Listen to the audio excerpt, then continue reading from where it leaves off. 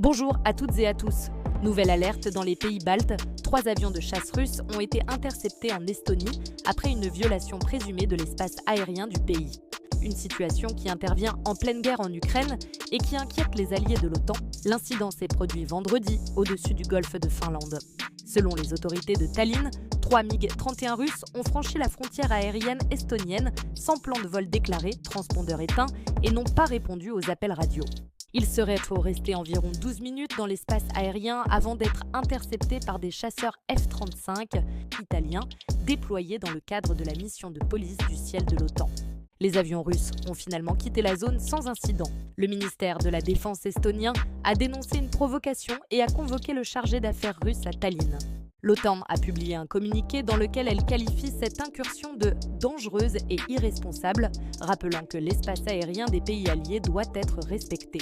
Du côté russe, le ministère de la Défense dément toute violation et assure que les avions suivaient un trajet autorisé entre la Carélie et Kaliningrad. Ce n'est pas la première fois que ce type d'incident se produit.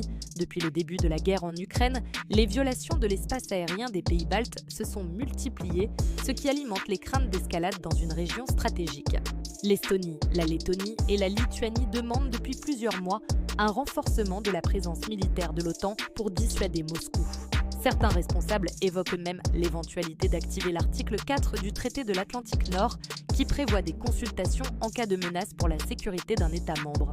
Ces incidents sont souvent interprétés comme des tests de réaction de la part de la Russie qui cherche à mesurer le temps de réponse des alliés et à envoyer un signal politique. Chaque interception comporte cependant un risque. Un accident ou une mauvaise interprétation pourrait rapidement provoquer une crise internationale. La situation reste sous surveillance et les pays de l'OTAN appellent Moscou à éviter toute action qui pourrait accroître les tensions. Une chose est certaine, la mer Baltique reste aujourd'hui l'un des points les plus sensibles de la sécurité européenne.